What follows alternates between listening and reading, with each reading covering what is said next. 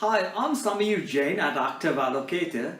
So, India's largest political party, the BJP, defines themselves as a government that acts. So, as India goes to the polls, they've been promising the electorate many things. The most important piece of what they say is we are going to put India first. So, development and national security are part of BJP's top agenda. So some things that stand out are almost 75 resolutions that they intend to fulfill in a time-bound manner over the next 5 years, should they get elected.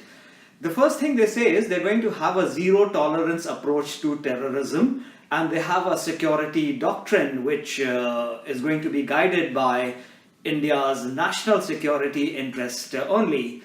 And they claim that they have exemplified that by surgical strikes, air strikes that have been carried out against Pakistan-based terrorists.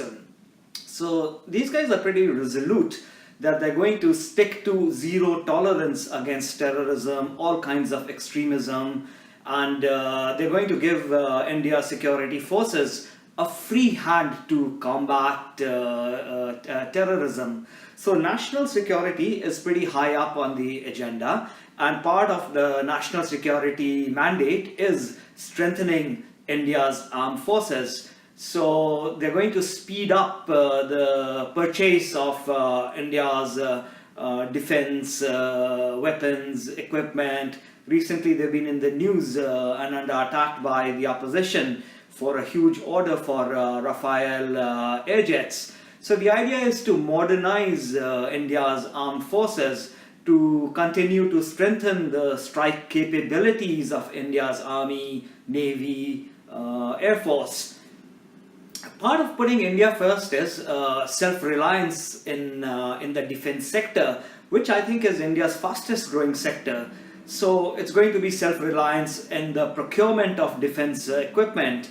So the BJP is committed to focus on what they call Make in India in defense, and to enable indigenous production of defense equipment. Until now, most of our defense in India has been bought from abroad. Yeah. So this, they say, is also going to generate employment. It's going to encourage investment in the defense and offense sectors. And closely linked to defense is the welfare of soldiers. So they've promised to create a more effective framework for implementation of India's armed forces veterans reform. So under this initiative, the armed forces will start planning for resettlement of soldiers 3 years before they retire, and it's going to be in accordance with their preferences. And they're going to equip these veterans with skills training, soft skills development, financial sector support for higher education, for housing, for the more entrepreneurially inclined, giving them loans for starting enterprises. So that's likely to go down well with the armed forces. And in putting the nation first, part of the whole strategy is modernize the police forces. So BJP's promise is to take forward the process of modernizing the central armed police forces to increase their capacity for readiness, to enable them to effectively combat against all kinds of internal security challenges. And India has a lot of internal security challenges. And it's not just at the national level. They intend to provide assistance to India's 25 or so states to upgrade their police forces. They're coming out with a scheme for modernizing police forces.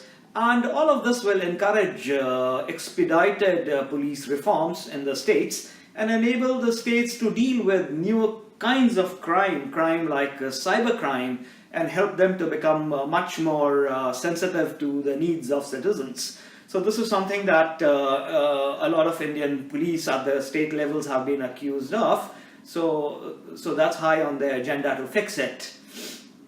The other thing that they have in mind as part of the national security initiative is to combat infiltration.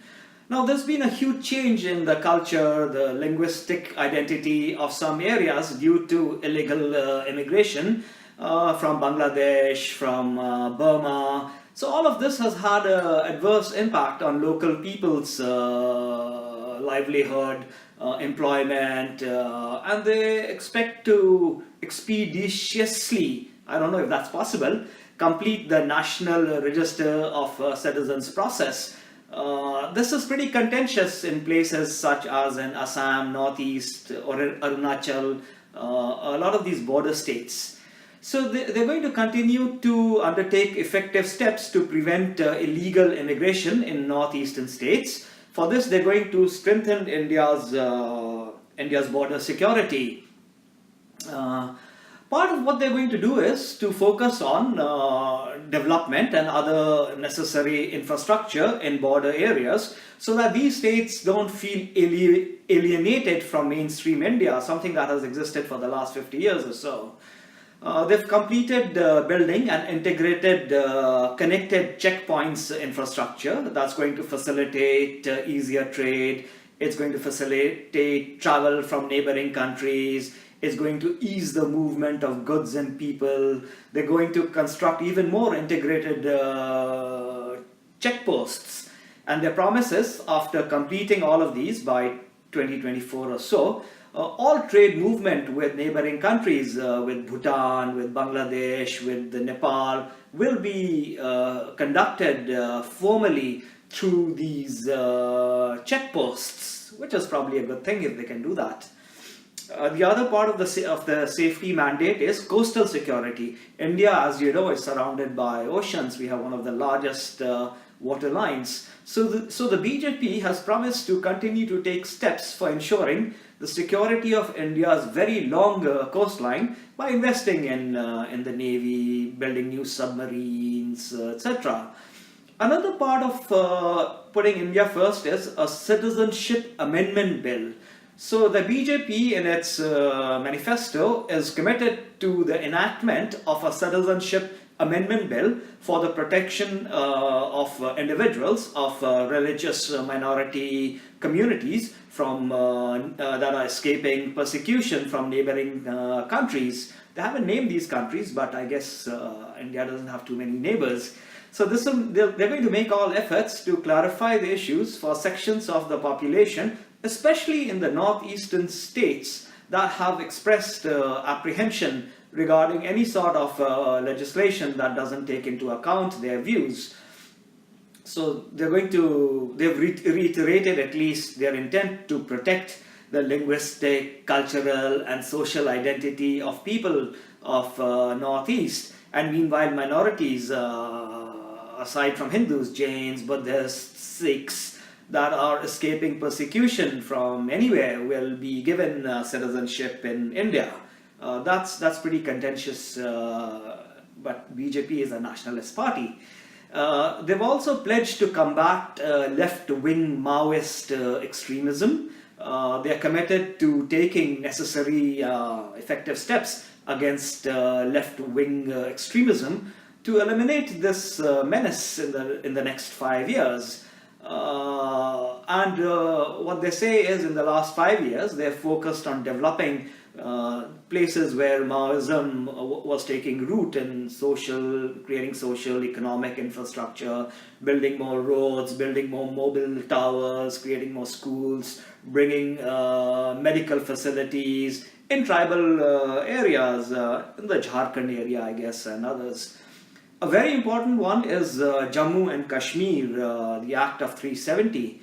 So what they claim is, and this is up for debate, is in the last 5 years they've made efforts to ensure a peaceful Jammu and Kashmir through decisive actions, through a firm policy. Now this hasn't happened, but they are committed to overcome all those obstacles that are staring at us in the face.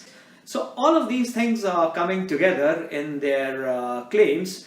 Of course, how much the voters in India accept that is something that we'll find out in May. Thank you so much for listening in, and I'll keep you posted. Bye-bye.